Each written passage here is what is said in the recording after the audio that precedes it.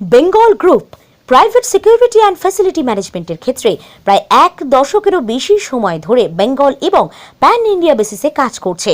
যারা security guard, bouncer, caretaker, all India licence gunman, housekeeping, facility manager, gardener, liftman, driver, মহিলা সুরক্ষা এবং bouncer, field officer, marketing manager হিসেবে কাজ করতে আগ্রহী তারা যোগাযোগ করুন বেঙ্গল গ্রুপের সঙ্গে। ঠিকানা বেঙ্গল গ্রুপ, 60 নম্বর লেনিন সরণি, কলকাতা 700013, লি স্মৃতি বিদ্যালয়ের একেবারে বিপরীতে, ওয়েলিংটনে। মোবাইল নম্বর 7980544543, ল্যান্ডলাইন নম্বর 03322649796 এবং 22268186।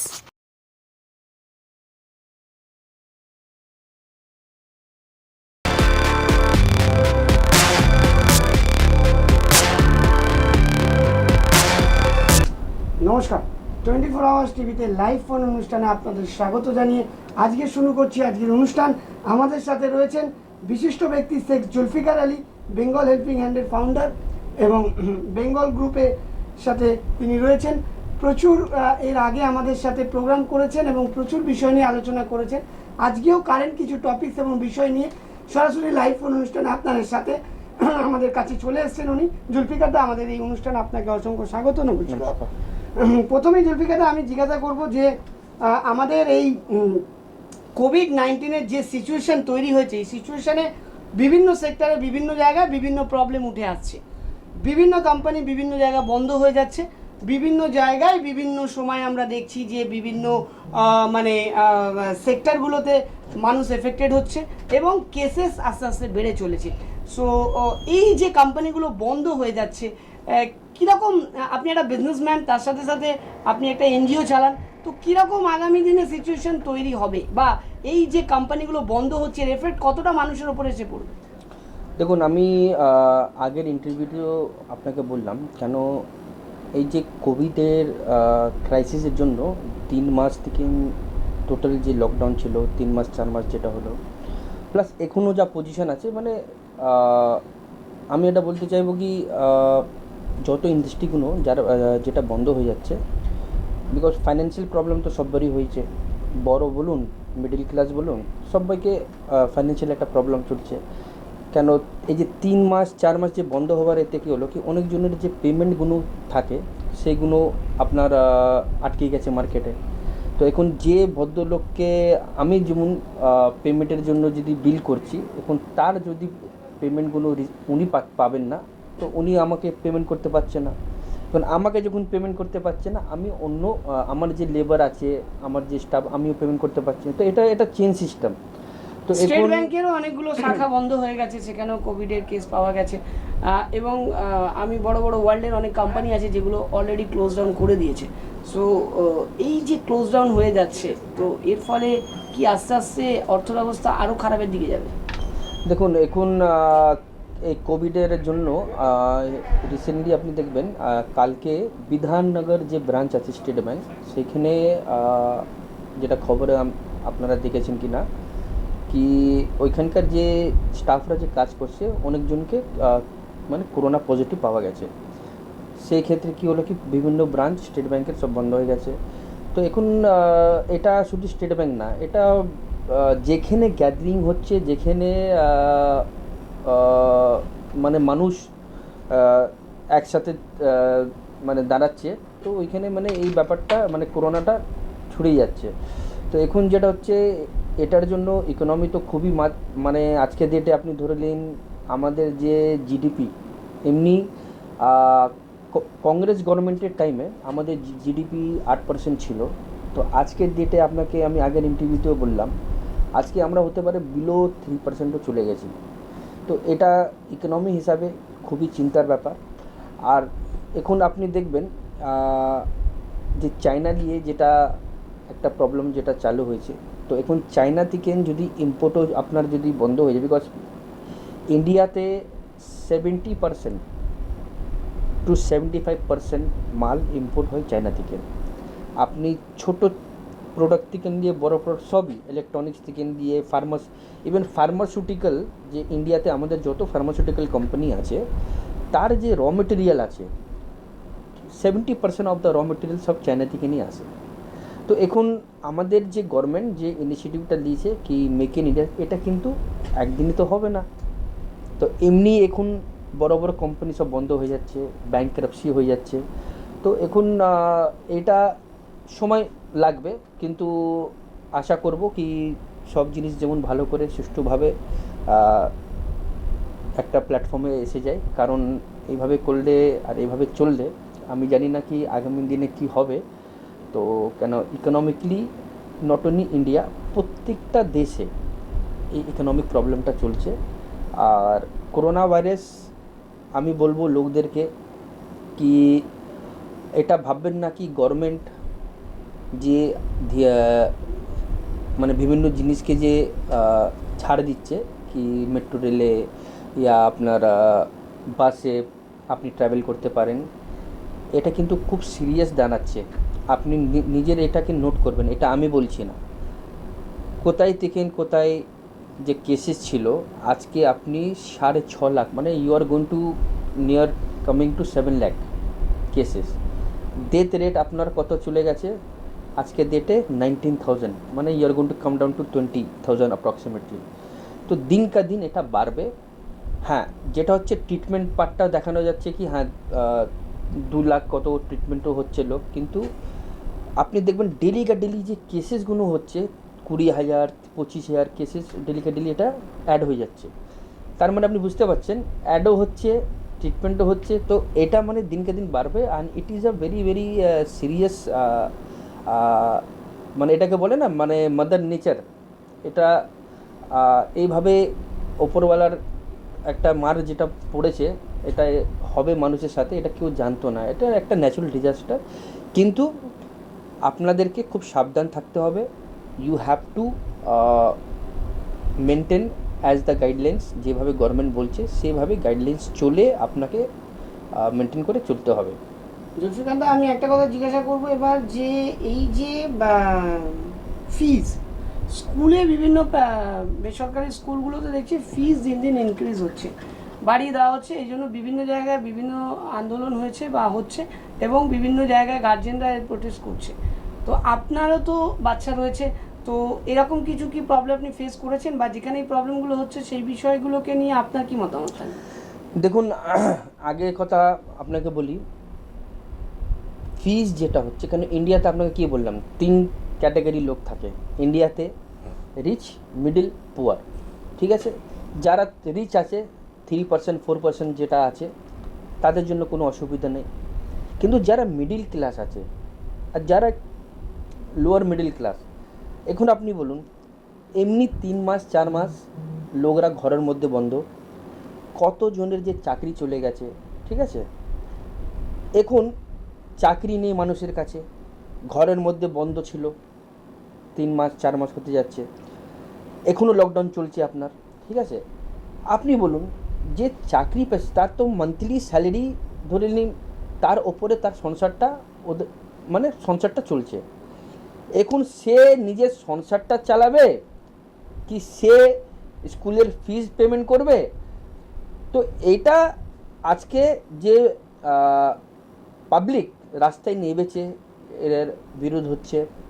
তো আমি এটা বলতে চাইবো সরকারকে আপাতত এই যে ফিস যে আছে এটাকে আইদার আপনি যতটা কম করতে পারেন, ঠিক আছে, সেই ইনিশিয়েটিভটা সরকারই নিতে পারবে। কেন প্রাইভেট স্কুল আর গভর্নমেন্ট স্কুল যাই যেটাই আছে, আপনাদেরকে বুঝতে হবে কি প্রত্যেকটা মানুষ এই কোভিড-19 পরে, ডিমনিটাইজেশনের পরে, তারপরে বিভিন্ন বিভিন্ন রকমের আরও যে প্রবলেমসগুলো অ্যারাইজ হচ্ছে, ইকোনমি দেশের খুবই অবস্থা খারাপ আছে। তো এখন এই পুরো প্রবলেমের মধ্যে এখন একটা আম নাগরিক যারা মিডিল ক্লাস, যারা চাকরি পেশা ডেলি কা ডেলি যারা করে, দেখো সবার একটা স্বপ্ন আছে কি আমার বাচ্চাকে আমি ভালো এডুকেশন দেবো, আমার বাচ্চাকে আমি ভালোভাবে একটা এমন পজিশনে আমি বসাবো যেটা আমাদের ফিউচারটা প্লাস দেশের জন্য কাজে। কিন্তু এখন এই সিচুয়েশান এরকম আছে কি লোকের কাছে পয়সা নেই। তো এখন গভর্নমেন্টকে এটাকে দেখতে হবে কি কীভাবে কী ইনিশিয়েটিভ নিলে যেটা যাতে স্কুল কর্তৃপক্ষ বাঁচে এবং অ্যাবসলিউটলি। কেন দেখুন, আপনি যদি একদিকটাও এখন স্কুলকেও চালাতে হবে। এখন গার্জেন যদি বলে কি আমরা এখন মাইনে পাচ্ছি না, তো কীভাবে আমরা ফিস জমা করব, তো আপনাকেও এটা ভাবতে হবে স্কুলের একটা মেনটেনেন্স আছে, তো স্কুলকেও চালাতে হবে। তো এটা গভর্নমেন্টকে দরকার হলে পেরেন্টসদেরকে নিয়ে ইয়া স্কুল বডিদেরকে নিয়ে বসে এটা একটা কোনো একটা ডিসিশনে আসতে হবে, যেটা দুপক্ষ যেমন বেঁচে থাকে।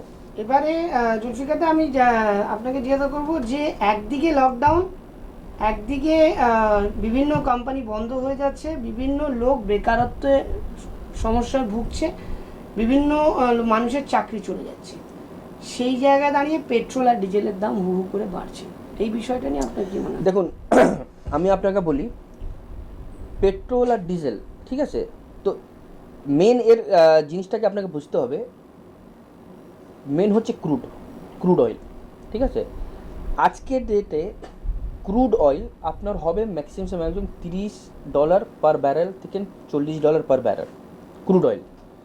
তো সেটাকে যদি আপনি দেখেন, তো এক ব্যারেল মানে হচ্ছে 159 লিটার। এক ব্যারেল মতলব 159 লিটার, ঠিক আছে। তো আপনি যদি $30 या $40 যদি পার ব্যারেল, কেন আগে এর দাম ছিল যখন বাজারটা উঁচু দিকে ছিল, এটা সামথিং অ্যারাউন্ড 110 পার ব্যারেল। তো আজকে ডেটে এই যে মহামারীর পরে, ঠিক আছে, তো তেলের দাম এসে গেছে $40 $45 পার ব্যারেল ইয়া $35 পার ব্যারেল। তো আপনি যদি হিসাব করে যদি দেখেন, অ্যাকচুয়ালি তেলের দাম হওয়া উচিত, পেট্রোল বলুন ডিজেল বলো, নট মোর দেন 45 রুপিস। আপনি বুঝলেন কথা, 45 rupees to 48 rupees per litre হওয়া উচিত। এখন কি হচ্ছে, গভর্নমেন্ট যে ক্রুড অয়েল যেটা ইম্পোর্ট করছে, তো গভর্নমেন্টের কি হচ্ছে ইম্পোর্ট ডিউটি, ঠিক আছে, তারপরে বিভিন্ন রকমের ট্যাক্স। আর আমাদের ইন্ডিয়া গভর্নমেন্টে অ্যাকচুয়ালি দেখুন, সিঙ্গাপুরে যদি আপনি যান, সিঙ্গাপুরে শুধু একটাই ট্যাক্স লাগে, যেটা হচ্ছে 5% জিএসটি। আপনি যাই কিনুন, আপনি পেট্রোল কিনুন, খাবার খান, ঠিক আছে। কিন্তু ইন্ডিয়াতে আমাদের যে ট্যাক্স ফরম্যাটগুলো মানে এত হাই আছে, সেই জন্য অনেকজন ইন্টারেস্ট দেখায় না বিজনেস করতে। কিন্তু বিজনেস কেন করে ইন্ডিয়াতে? India is a very big market. কেন ইন্ডিয়াতে আপনি মানে যে কোনো প্রোডাক্ট আপনি যদি ঠিক করে মার্কেটিং করে, সেই মাল কিন্তু বেরিয়ে যায়। আর ইন্ডিয়ার জিনিসটাকে বুঝতে হবে। আমরা যে বলি ইন্ডিয়া বেসিক্যালি এখানে কোয়ালিটি কনসেপ্ট, মতলব যে হাই লেভেলে যে প্রোডাক্ট কিনবার যে লোক আছে, এটা হচ্ছে 3%। ইন্ডিয়াতে আপনি দেখবেন কোয়ান্টিটি বেস যদি আপনি ব্যবসা করেন, কেন 135 কোটি আবাদি আছে, তো 135 কোটি আবাদির মধ্যে 3%কে আপনি বাদ দিয়ে দিন, যারা হাই লেভেল, তারা সবসময় হাই ব্র্যান্ডেই কিনবে।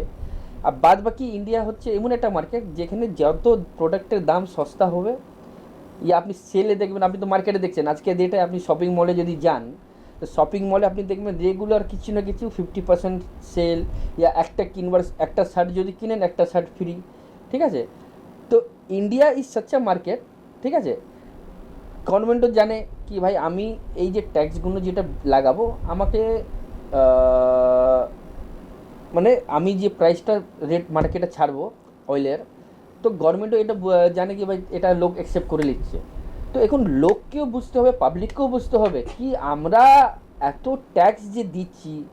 আজকে দেখুন, যদি আপনার 45 লিটার করে যদি আপনার পেট্রোল या ডিজেল 30 টাকা যদি অ্যাকচুয়াল যদি কস্ট হওয়া উচিত, আজকে আপনি পেমেন্ট করছেন 89 rupees to 90 rupees, near to 100 rupees. আপনি বুঝলাম কথা? তো এই যে জিনিসটা আছে, এইটাকে গভর্নমেন্টকে দেখতে হবে। এবং ডিজেলের দাম বেড়ে গেল পেট্রোলের দাম। Absolutely, the diesel is now more than the petrol. কিন্তু আপনি যদি ইকোনমিক্সটা যদি আপনি ঠিক করে ক্যালকুলেট করেন, ক্রুড অয়েল, কেন দেখুন এটা তো খোলা মার্কেট, আপনি যদি গুগলে সার্চ করবেন তো আপনাকে দেখা যাবে কি ক্রুড অয়েলের প্রাইস কত, ঠিক আছে। তো আপনি অটোমেটিক যদি ডিউটিও নিয়ে আপনি করেন, কিন্তু গভর্নমেন্ট যদি 50 to 60% যদি ট্যাক্স যদি ওর উপরে চাড়িয়ে যদি পাবলিককে করে, তো ইট ইজ হোয়াট, এটা কি বলে, এমনি মহামারী, এমনি লোকের কাছে পয়সা নেই, ঠিক আছে, তার উপরে তেলের দাম বেড়ে যাচ্ছে, লোক পয়সা আনবে কোথা থেকে? চুরি বাড়বে, ডাকাতি বাড়বে, ঠিক আছে? তারপরে এখন দেখুন গ্যাসের দাম। গ্যাস আপনি আগে কতটা কিনতেন? গ্যাসের আপনার যদি আগে ছিল বোধহয় 400 কত টাকা ছিল, আজকে আপনার নিয়ারলি 1200 টাকা, 1000 টাকার মধ্যে গ্যাস চলে গেছে। তো it has become very difficult, মানে গ্যাস বলুন, তেল বলুন, সবজি বলুন, ইয়া এনি টাইপস অফ কমোডিটি, মানে আজকে ডেটে দাম, এটা প্রাইস যা বেড়ে যাচ্ছে প্রত্যেকটা জিনিসের, মানে এটা মানুষ কিভাবে এটাকে ম্যানেজ করবে, এটা হচ্ছে সবচেয়ে এখন মানে একটা মুশকিল ব্যাপার। ধন্যবাদ। জুলফিকার দা, আমাদের সময় খুব অল্প, আমাদের কিছু কোশ্চেন আছে, একটু শর্টে আমরা এবার কথাবার্তা বলবো। রেল, কোল ইন্ডিয়া কিছু কিছু সেক্টর প্রাইভেট করে দেওয়া হচ্ছে, এটা কতটা যুক্তিসঙ্গত? দেখুন প্রাইভেট করা, ঠিক আছে, এখন রেলকে যদি প্রাইভেট করেন, এখন কোল ইন্ডিয়া, তো এই যে যেটা হচ্ছে পুয়ার সেকশন যারা যারা কোটা বেসিসে যারা চাকরি পায়, ঠিক আছে, এখন ওদের কি হবে? আপনি বুঝলাম কথা? যারা শিডিউল কাস্ট আছে, তো এখন আপনাকে বুঝতে হবে প্রাইভেটাইজেশন হলে এই লোকদের চাকরি কি হবে, ঠিক আছে? আমাদের যখন দেশ আজাদ হয়েছিল, প্রত্যেকটা বডিকে বানানো হয়েছিল, ঠিক আছে, government had made each and everybody. তো এখন যেটা হচ্ছে এভরিথিং যদি প্রাইভেটাইজেশন হয়ে যায়, আর আমার দেখুন অ্যাজ আ বিজনেসম্যান আমি বলতে চাই, 2-4 বিজনেস হাউসকে যদি আপনি এভরিথিং ইন্ডিয়ার যা যা একটা অ্যাডমিনিস্ট্রেটিভ পার্ট বানানো ছিল, যদি প্রাইভেট হাতে চলে যায়, এটা একটা রিস্ক ফ্যাক্টরও আছে আগামী দিনে। কারণ হচ্ছে টোটাল কন্ট্রোল প্রাইভেট কোম্পানির হাতে থাকবে। প্রাইভেট কোম্পানি সবসময় একটি জিনিস মাথায় রাখবে, ইজ দ্যাট কি my company turnover has to grow, ঠিক আছে? এখন কিন্তু সরকারের বক্তব্য যে আমরা পুরোটা প্রাইভেট করছি না, কিছু কিছু সেক্টর প্রাইভেট করছি যাতে মুনাফাটা, প্রফিটটা আরো বাড়ানো যায়, এবং প্রাইভেট করলে সেই জায়গাগুলোতে হয়তো আগামী দিনে প্রফিটটাকে বেশি দেখানো না, দেখুন প্রাইভেট করা এটা খারাপ না, কিন্তু প্রত্যেকটা জিনিস যদি আপনি ফুল প্রাইভেটাইজেশন করে দেন, ফুল প্রাইভেট তো করা হচ্ছে না, কিছু কিছু ঠিক সেক্টর আছে, প্রাইভেট করা হচ্ছে। তো কিছু কিছু যদি সেক্টর হয়, তো এখন সরকারকে দেখতে হবে যে শিডিউল কাস্টগুলো যারা এখানে কোটা সিস্টেমে যারা চাকরি করছে, কারণ এদের মানে সরকারকে এই বিষয়গুলোর উপর নজর রাখতে হবে। কারণ হচ্ছে এবং এটাও নজর রাখতে হবে যাতে আগামী দিনে যাতে প্রাইভেটাইজেশন যেটা হয়, আর যাতে তার এফেক্ট যেন সাধারণ মানুষের উপর অ্যাবসলিউটলি। কেন দেখুন, আপনি যদি পুরো প্রাইভেটাইজেশনে চলে যাবেন, তো প্রাইস কন্ট্রোল করাও একটা ব্যাপার আছে। তো গভর্নমেন্টকে নিজের হাতেও যদি আপনি যদি রেল প্রাইভেট হয়, হয়তো যেরকম ভাড়া হবে তার সঙ্গে সার্ভিসটাও সেরকম পাওয়া যাবে। সবই মানছি। আজকে আপনি দেখলেন কিংফিশারে কি একটা প্রাইভেট এয়ারলাইন্স ছিল, রাইট? তো কিংফিশারের মতন একটা কোম্পানি কেউ ভাবতে পারলো? ইউনাইটেড বেভারেজ এত বড় লিকার ব্যারন, মানে ওয়ার্ল্ডের নাম্বার 1, আজকে কোথায় চলে গেছেন? ওটাও তো একটা প্রাইভেট কোম্পানি ছিল। মানে ওনার শখ হলো এয়ারলাইন্স খুললো, কিন্তু ওনার শখ হলো ওটা বন্ধ করা। মানে আপনি জিনিসটা বুঝতে পারুন, private is good, but you have to also work with the government body, আর গভর্নমেন্টকে মেজর স্টেক এর মধ্যে থাকতেই হবে। বেশি স্টেক যদি প্রাইভেট থেকে যায়, তবে এটা যে রিস্ক ফ্যাক্টর। আজকে কিংফিশারের মতন কোম্পানি বন্ধ হয়ে গেল, রাইট? তো এফেক্ট কাকে হয়েছে? এই যে এমপ্লয়িরা যারা, ঠিক আছে, তারাও তো একটা মনের আশা নিয়ে কি আমরা জীবনকাল এই কোম্পানিতে কাজ করব। কোম্পানি, প্রাইভেট কোম্পানি খুবই ইজি বলা কি আজকে আপনার সার্ভিস আমার দরকার নেই, ঠিক আছে, কিন্তু এত লোক, এই যে কিংফিশারের যে এত লোক, পাইলটস, ঠিক আছে, এয়ার হোস্টেস, গ্রাউন্ড লেবার, এরা এখন কি হালে আছে সেটা কি এখন মিডিয়া দেখাচ্ছে? মিডিয়া দেখাচ্ছে না, কেউ দেখাচ্ছে না। ইন্ডিয়াতে কি হয়, ইন্ডিয়াতে আমরা আপনাকে একটু সোজা কথা বলি, মানে আপনিও একজন মিডিয়া হাউস। ইন্ডিয়াতে যদি কোনো ইনসিডেন্ট হয়, সেটা 7 দিন, 8 দিন, 10 দিন 12 দিন মানুষের মাথার মধ্যে থাকে, আফটার দ্যাট ওই জিনিসটা আস্তে আস্তে মানুষ ভুলে যায়। আপনি বুঝলেন আমার কথা? তো it is the problem, not the administration, it is the problem of the people. কোনো জিনিস যখন হয়, you have to reach that person. ওই লোকটা যদি আপনার কাছে আসছে, তার তো সমাধান তো আপনাকে করতে হবে। আজকে আপনি দেখুন না, যত প্রাইভেট কোম্পানিগুলো যে বন্ধ হয়ে গেছে ইয়া ফ্রড করেছে, ঠিক আছে, কোনো তো ছোটো মোটো বিজনেসম্যান ইয়া ছোটো মোটো যারা মিডিল ক্লাস সেক্টর বিজনেস, তারা তো কোনো ফ্রড করেনি। তারা করেছে কি? আজকে ব্যাংকের টাকা কোথা থেকে আসে? ব্যাংকের টাকা 135 কোটি যে লোক আছে, আমরা জমা করছি ব্যাংকের টাকা। ব্যাংক লোন কোথা থেকে দিচ্ছে? ব্যাংকের কাছে তো কোনো, ব্যাংক শুধু একটা লাইসেন্স দিয়ে ব্যাংক খুলে রেখেছে। গভর্নমেন্টের একটা ছাপ্পা আছে কি এটা গভর্নমেন্ট অফ ইন্ডিয়া আন্ডারটেকিং, ঠিক আছে? তো এখন আপনাকে বুঝতে হবে, এই যে ব্যাংক যেটা আজকে আপনাকে লোন দিচ্ছে 12%, 11%, আপনি ভাবুন কত লাভ করছে। তো আজকে যখন নিজের টাকাই ব্যাংকে সেফ নাই, তা আপনি প্রাইভেটাইজেশনে যখন যাবেন তো কী পজিশন হতে পারে? এমনি ইকোনমি খারাপ। এখন আর একটা কথা আপনাকে বলি, চাইনিজ যে অ্যাপসগুলো যেটা ডিসিশন হয়েছে গভর্নমেন্টে কি এটাকে ব্যান করব, ইকোনমিক্যালি চায়নাকে এটা মারা খুবই উচিত, ঠিক আছে? আইদার ওয়ার করুন ইয়া ইকোনমিক্যালি মারুন।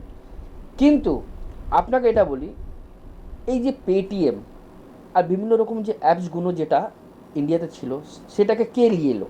সেটা তো ইন্ডিয়া গভর্নমেন্টই পারমিশন দিল। আপনি ভাবুন কত লোকের যে ডাটা হয় না, আপনার আধার কার্ড, আপনার ব্যাঙ্ক অ্যাকাউন্ট, পেটিএমে অনেক লোকজন পেটিএম করেছে।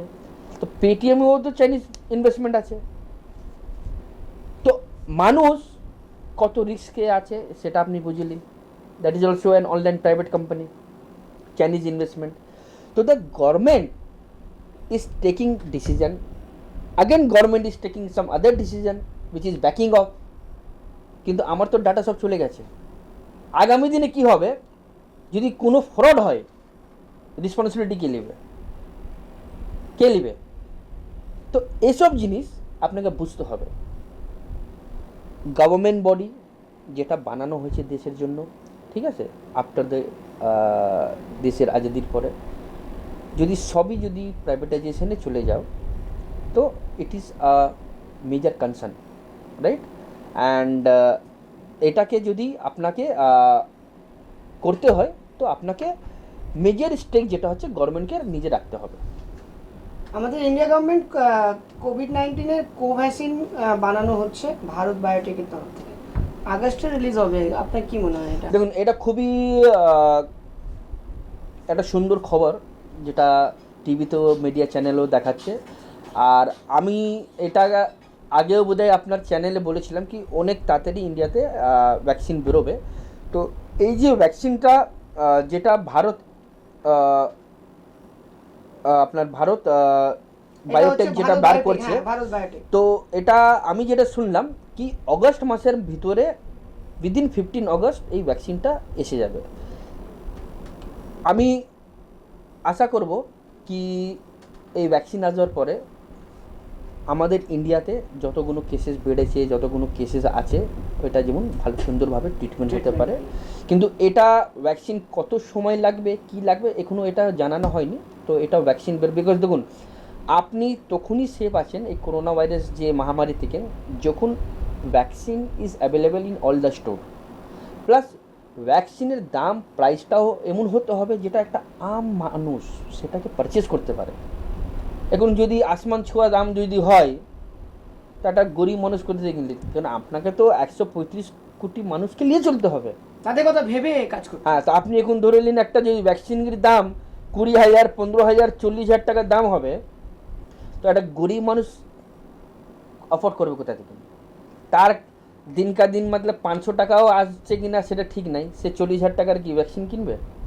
তো প্রাইসটাও দেখতে হবে কি প্রাইসে লঞ্চ হচ্ছে। কেন ব্যবসা ভালো জিনিস, সবাই এই পৃথিবীতে এসছে ব্যবসা করবে, ব্যবসা না হলে ব্যবসা চলবে কী করে? কিন্তু এই যে মহামারী, যদি ভ্যাকসিন বেরোচ্ছে, গভর্নমেন্টকে দেখতে হবে যেমন এর প্রাইস এভাবে বানানো উচিত যেটা আম নাগরিকও এটাকে পারচেস করতে পারে। খুব সুন্দর কথা বললেন আপনি যে মানে ভ্যাকসিন যদিও রিলিজ করা হয় কিন্তু ভ্যাকসিনের মূল্য এমন রাখা উচিত যেটা সাধারণ মানুষ এফোর্ড করতে পারে, যাতে করোনা ভাইরাস তো আর মানুষের পজিশন দেখে আসে না। করোনা ভাইরাস তো এমন একটা ভাইরাস যেটা গরিব এবং বড়লোক দুজনকেই এফেক্ট করে।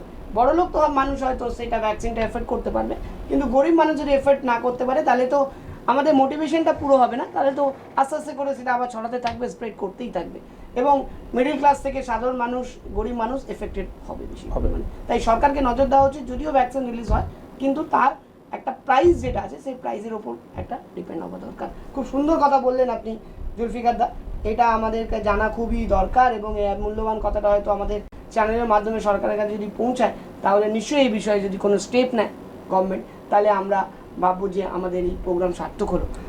এবার আমি আপনাকে জিজ্ঞাসা করব যে আপনি তো বিভিন্ন জায়গায় কাজ করছেন, বেঙ্গল হেল্পিং হ্যান্ডের তরফ থেকে বিভিন্ন মানুষের কাছে পৌঁছচ্ছেন, রিলিফ নিয়ে যাচ্ছেন।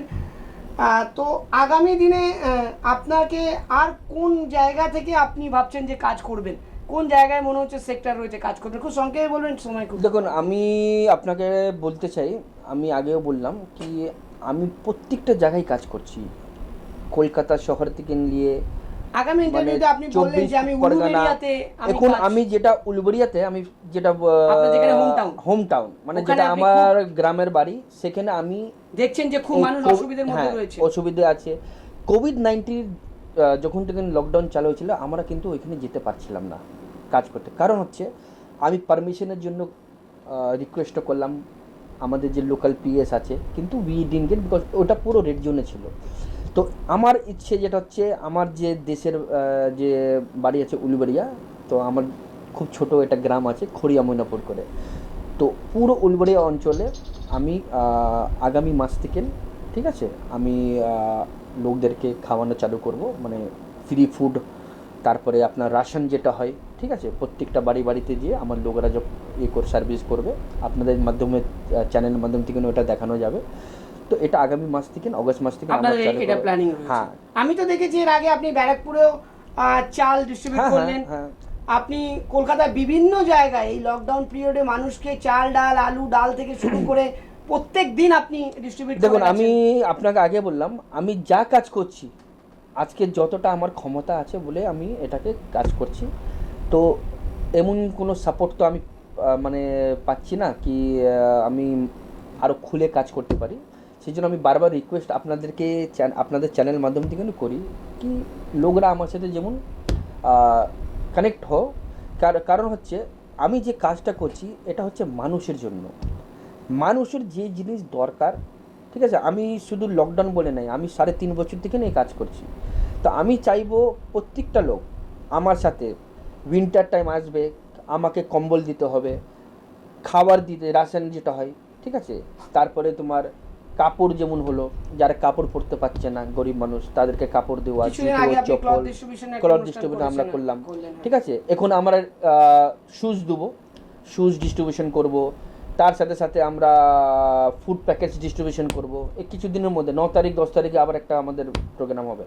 তো আমি চাই, দেখুন আপনারা মানে যারা পাবলিক, যারা দর্শক যারা আমাকে দেখছেন, please come speak with our management, আমাদের সাথে দেখা করুন, দেখা করে come and join your hands. দরকার নেই কি আপনাকে লক্ষ টাকা খরচা করতে হবে, আপনার যে একটা মানুষের একটা প্যাকেট খাবারের প্যাকেটের যা দাম হয়, আপনি যদি 10টা মানুষের যদি জিম্মেদারিটা নেন, তো এরকম আমাদের দেশে 135 কোটি মানুষ আছে। তো অ্যাটলিস্ট যদি আমাদের সাথে একটা অ্যাভারেজও যদি লোক জয়েন করে, তো আপনি ভাবুন কি আমরা কোন লেভেলে কাজ করতে পারি। তো এই দর্শকদের কাছে অনুরোধ রইল যে যারা মানুষের জন্য কাজ করতে চাইছেন, তো বেঙ্গল হেল্পিং হ্যান্ডের তরফ থেকে শেখ জুলফিকার আলমজি আপনাদের কাছে রিকোয়েস্ট করছে, আপনারা আসুন, এগিয়ে আসুন, এই বেঙ্গল হেল্পিং হ্যান্ডের সাথে কাজ করুন, যাতে মানুষগুলোর পাশে আপনারাও এসে দাঁড়াতে পারেন। আগামী দিনে যাতে জুলফিকাররা আরও বেশি উৎসাহ পায় বা আরও বেশি এনকারেজ সাপোর্ট পায় যাতে এইভাবে এগিয়ে কাজ করতে, কারণ লকডাউনের শুধু লকডাউন নয়, 3.5 বছর ধরে এই বেঙ্গল হেল্পিং হ্যান্ড মানুষের জন্য কাজ করছে। লকডাউন সময় প্রচুর কাজ করেছে, প্রচুর জায়গায় মানুষকে যেখানে নিডি মানুষের দরকার পেয়েছে, যেখানে খবর পেয়েছে সেখানে গিয়ে বেঙ্গল হেল্পিং হ্যান্ড কাজ করেছে। রিসেন্টলি ক্লথ ডিস্ট্রিবিউশন করেছে, ফুড ডিস্ট্রিবিউশন তো প্রত্যেক দিন করেছে লকডাউনের পিরিয়ডে। এখনও যেখানে মানুষের প্রবলেম সেখানেও গিয়ে বেঙ্গল হেল্পিং হ্যান্ড নিজের প্রচেষ্টায়, কারোর থেকে এক পয়সা নিয়ে নয়, নিজের প্রচেষ্টায় কাজ করে যাচ্ছে। তাই এখন বেঙ্গল হেল্পিং হ্যান্ড শেখ জুলফিকার আলম আপনাদের কাছে আবেদন করছে, আপনারাও এগিয়ে আসুন না, একসাথে হাতে হাত মিলিয়ে বেঙ্গল হেল্পিং হ্যান্ড আরও মানুষের জন্য কাজ করতে পারে। তাই আপনাদের কাছে অনুরোধ রইল, যারা অনুষ্ঠান দেখছেন তারা আসুন এবং একসাথে মিলে কাজ করার চেষ্টা করুন। জুলফিকার দা, আমি এবার আপনাকে জানতে চাইবো যে আপনি তো কোনো পলিটিক্যাল পার্টি বা কোনো পলিটিক্যাল রং নিয়ে কাজ করছেন না, আপনি নিরপেক্ষভাবে একটি এনজিও চালাচ্ছেন এবং আপনি বেঙ্গল গ্রুপের সাথে নিজের বিজনেসও চালাচ্ছেন। তো তার সাথে সাথে আমরা দেখছি এখন বিভিন্ন জায়গায় বিভিন্ন পার্টি থেকে আপনার কাছে রাজনীতিতে অফার আসছে। সো আগামী দিনে কি পরিকল্পনা আছে, একদম সংক্ষেপে বলুন, সময় খুব অল্প। দেখুন, এখন ব্যাপারটা হচ্ছে আমার কোনো দিন রাজনীতিতে যাওয়ারও কোনো দিন ইচ্ছাও ছিল না। আমি সব সময় একটা ব্যবসায়ী ছিলাম, আর ব্যবসার সাথে আমি সবসময় সোশ্যাল কাজই করলাম। যদি কোনো দিন অপরচুনিটি দেখুন, অপরচুনিটি যদি মানুষের কাছে আসে, কেন পলিটিক্স মানুষের জন্য আরো বেশি কাজ আমার করতে পারে। কেন আমার একটাই ইচ্ছে হচ্ছে, যেটা মানুষের কাছে থাকা, মানুষের কাজ করা। আর এই যে বেরোজগারি যেটা আছে, এতে যেমন আমি বহু লোককে যে কাজ দিতে পারছি, তো আমি যদি আমি যদি কোনো দিন কোনো রাজনৈতিক পার্টির সাথে আমি যদি জয়েনও করি, আমার একটাই মকসদ থাকবে, যেটা হচ্ছে রোজগার। ঠিক আছে, যেটা হচ্ছে মানুষকে কিভাবে ওদেরকে এডুকেশন করানো, খাওয়া দাওয়া প্রোভাইড করানো, তো এসব নিয়েই আমি কাজ করব। তো আমার মেন মোটিভ আছে মানুষ যেমন সুষ্ঠুভাবে বিনা চিন্তা, ঠিক আছে, কেন আমি যদি কোনো পাওয়ারে থাকবো, তো পাওয়ার শুধু আমার জন্য থাকবে না, ইয়া আমার পরিবারের জন্য। আমার পাওয়ার, আমার প্রত্যেকটা এনার্জি আমার মানুষের জন্য কাজ হবে। কোনো লোক যেমন খিদে পেটে থাকে না, কেন আমার ছোটো বয়স থেকে আমি এটাই সবসময় মনে রাখতাম আর মনে করতাম কি মানুষের কাছে আমি একদিন এইভাবে পৌঁছবো, যেটা মানুষের ভালোবাসাটা আমি জীবনকাল আমি পাই। থ্যাংক ইউ জুলফিকার দা, খুব সুন্দরভাবে আপনি আমাদেরকে আজকে অনেক বিষয়গুলোকে নিয়ে আলোচনা করলেন এবং অনেক জিনিস আমাদের দর্শকদের সামনে আপনি জিনিসটাকে বললেন। সো আমরা খুবই আশাবাদী যে আগামী দিনে আপনি কোনো পলিটিক্যাল পার্টির সাথে যুক্ত হন এবং একটি কোনো পদে আসুন, এসে যাতে আপনি আজকে যে একা ইনিশিয়েটিভ নিয়ে, উদ্যোগ নিয়ে যে এইভাবে মানুষের জন্য কাজ করে চলেছেন, তাহলে এই কাজটাকে আরও অনেক মাত্রায় বাড়িয়ে আরও মানুষের পাশে দাঁড়িয়ে কাজ করতে পারেন। সো সবাই খুব ভালো থাকুন এবং সুস্থ থাকুন, দেখতে থাকুন 24 আওয়ার্স টিভি। আজকের মতো এখান থেকে বিদায় নিচ্ছি, নমস্কার।